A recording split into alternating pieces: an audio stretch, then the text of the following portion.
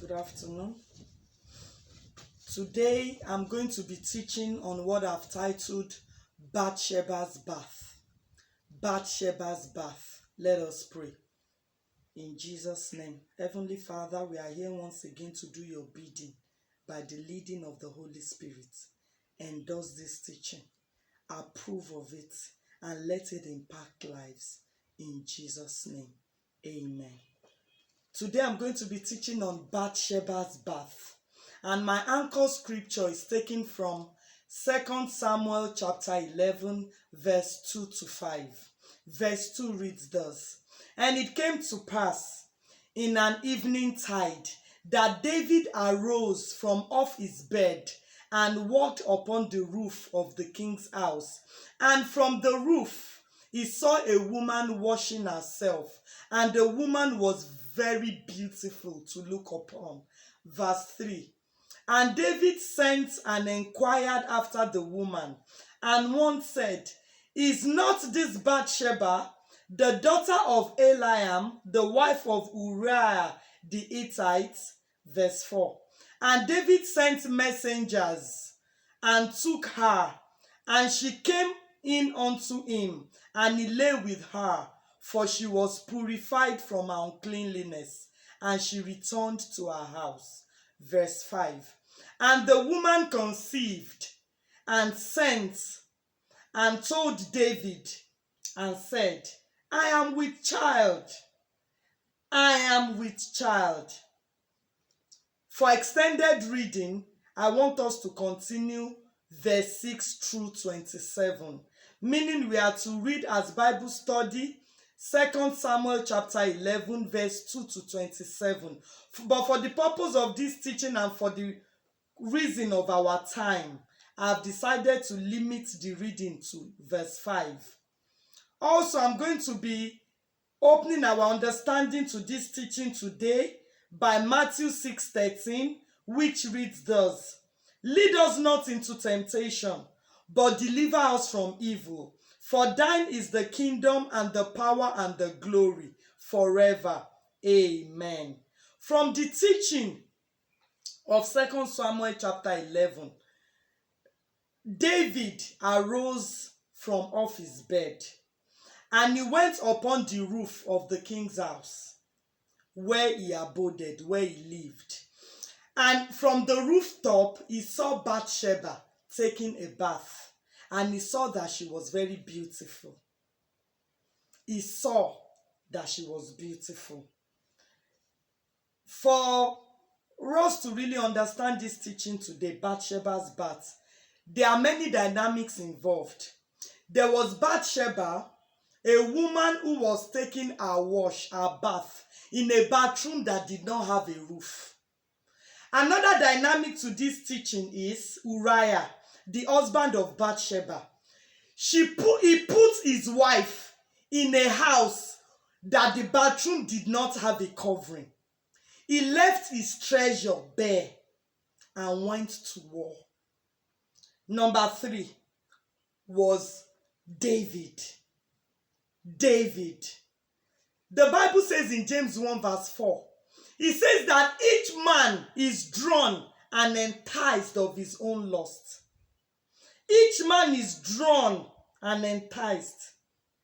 You are drawn, you are tempted by what you already like. What do you like as a Christian? Whatever it is that you like, that is your weakness. And more often than not, the devil penetrates through what you like. He penetrates through your weakness. David was a man that liked women. Because if it were to be a man that his temptation, his weakness was not women, no matter how naked or beautiful Bathsheba might have been, he wouldn't have fallen. But because David was a man who was weak to beautiful women, he was thus drawn and enticed by his lust. May the Holy Spirit give us understanding as I go on with this deep teaching today in the name of Jesus. For the purpose of understanding to my listeners, I have subgrouped this teaching to 3 major parts. Sorry, 4 now. 4 major parts, because I want you to really get the purpose, the moral, the teaching of this lesson today. I want you to get what you are supposed to get from it. Number 1, I told you I have grouped it into 4 sub-contents. Number 1, in verse 2 of 2 Samuel chapter 11, it says, and it came to pass, and in an evening tide, David arose from his bed, he went to the rooftop, and from that rooftop, he saw a woman very beautiful that was having a bath. Matthew 16:13 now says, lead us not into temptation. If the Bible says, lead us not into temptation, this also means that it is not right for us also to be temptation to others. There is a way you will comport yourself as a person that you become a temptation to others. For example, Bathsheba was aware that the bedroom did not have a cover. And she was also aware of the topography of that place, that there was a place where someone could stand and see into where she was. I'm sure she knew that, but nonetheless, she cared less. She still went to bathe where she could be seen. She positioned herself to be a temptation to another person. I'm taking this now from the point of being a temptation to other people. As a woman, you may have a friend. Okay, you are a woman, you have your own kids. Now you have a friend who is barren, who is waiting on the Lord. And you continually hit it in her presence that my children did this, Falabi did this, Michael did this. You do it reiteratively. Inadvertently, you are making yourself to become a temptation to that woman still waiting on the Lord. Because you will hammer it so much so it will get to a point where she will begin to question the love of God for her. So sometimes we need to apply tact and discretion when we make boasts about certain things. We need to be sensitive to the feelings of others. Or you have a husband who is very wealthy, who takes good care of you, and in appearance it is evident to your friends that you are very well taken care of. And you now make it a point of ignorant duty to continually reiterate to your friends, my husband just bought me this wristwatch. Can't you see how beautiful it is? My husband just bought me these shoes. Do you like the heels? Do you like the color? And you know that her own husband does nothing of the like to her. You are posing yourself to become a temptation to that your friend. So let us be sensitive. Let us be tactful. Let's be sensitive to the pain and the feeling of others. May the Lord give us wisdom in the name of Jesus. Number 2 now. From that story, most people would blame Bathsheba.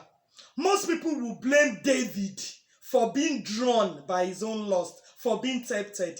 Some people would blame Joab, because Joab was the one who received that letter that David sent to the war front, that he should put Uriah where the battle was very hot, where he could easily be slain and killed. Yorubas will say, that Joab shouldn't have done what he did. He shouldn't have positioned Uriah at a spot where he would be slain. Why don't we blame Uriah as well? We blame Bathsheba, we blame David, we blame Joab. We need to blame Uriah too. Your wife is your treasure. Why would you place your treasure in a house that the bathroom does not have a cover? Why would you place your wife? You know you go to war front part time, you are a battleman. You now casted your treasure to the pigs. You casted your pearls to the pig. So Uriah also, in my opinion, should be blamed. He should be blamed. He was a battleman. Of course, he knew where David lived, and he knew it was a high place by the topography of that place, where he could inadvertently see when a bath is being taken in the bathroom of his house. And he left his wife and he went to battle. So in my opinion, we need to blame all of them. We need to blame them. May the Lord help us in Jesus' name. Have you neglected your home care to your maid as a woman? Have you casted your pearl before a swine? There's nothing bad in having a house help at home, but there should be demarcation. There should be a limit. Your wife shouldn't be responsible for serving your husband food. She shouldn't even be responsible to cooking the meals in the house. You are the wife. You should cook your husband's meals.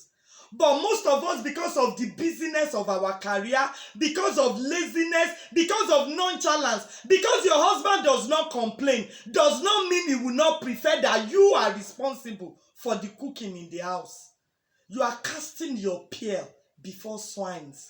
Have you left the sole care of your children in the hands of your maid and the school teachers, doing nothing about their moral upbringing, doing nothing about their moral uprightness as a mother? Are you casting your pearls before a pig? Are you leaving your bathroom rooftop open? May the Lord speak to us as I go on in the name of Jesus Christ. Don't put your treasure in an uncovered bathroom for David to see. A man who allows his flashy wife, you know you have a wife that is very attractive. There is all that in looks. Now she comes to you that I just got a job in a commercial bank to be a marketer, and you allow her. You are casting your pearls before a swine. You are leaving your bedroom rooftop open for David to see. You are leaving your bedroom door open. You are leaving the rooftop open, rather. You are leaving it bare for the Davids of this world to see. May the Lord give us discernment, wisdom, and tact to make the right decisions at all times pertaining to core issues of our lives in the name of Jesus. Number 3 now. Be wary of covetousness so you don't lose your glory. James 1 verse 4 says, each man is drawn, tempted, and enticed by his own lust. It is what you like that you fall to in temptation. If you like money so much, and now you are the accountant in your office, you are prone, you are susceptible to pilfering, to stealing money, because that is your weakness.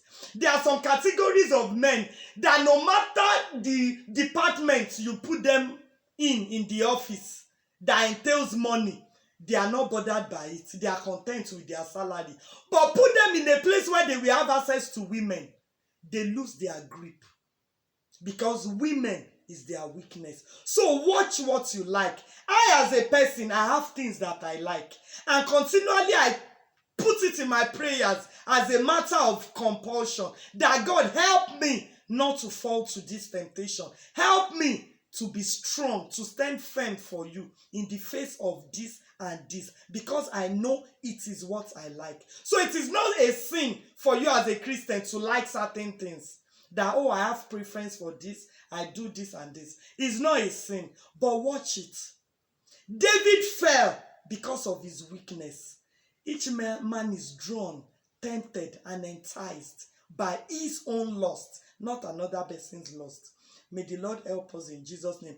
Because Bathsheba's physical bodily treasures were on full display, David lost control and sinned. He sinned to the degree of taking a man's life.